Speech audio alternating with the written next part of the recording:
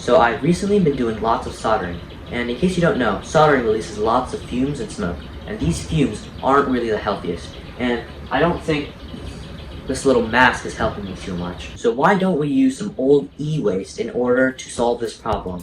I took apart an old heater and I found this massive fan. Here's what the heater case looked like. It's pretty cool. First, I'm going to try to hook it up to this 24-volt power supply I sourced from an old 3D printer. Well, that didn't seem to work. Do not try this at home. I'm going to hook it up straight to 120 volts. Looks like it's working, and it can take in solder fumes. Now let's get a switch from this old light.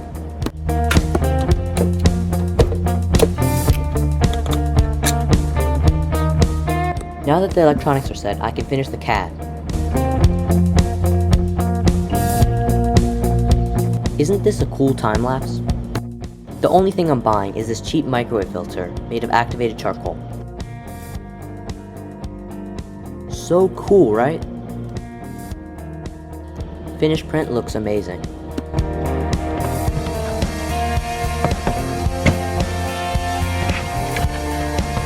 It clearly fits, but it doesn't go all the way down. Let's use my soldering iron to cut off the pieces of the fan. After some finagling, I managed to pop this fan in all the way. So now we have space right here for our layers of foam.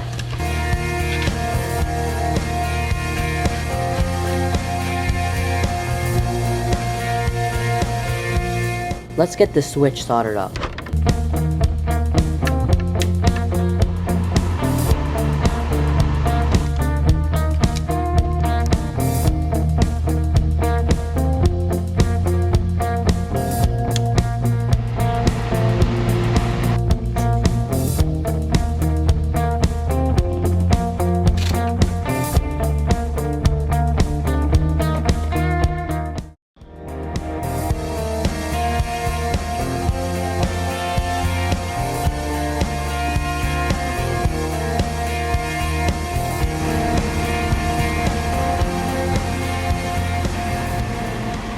Thank you for watching. I hope this video has been helpful. A small note about e-waste.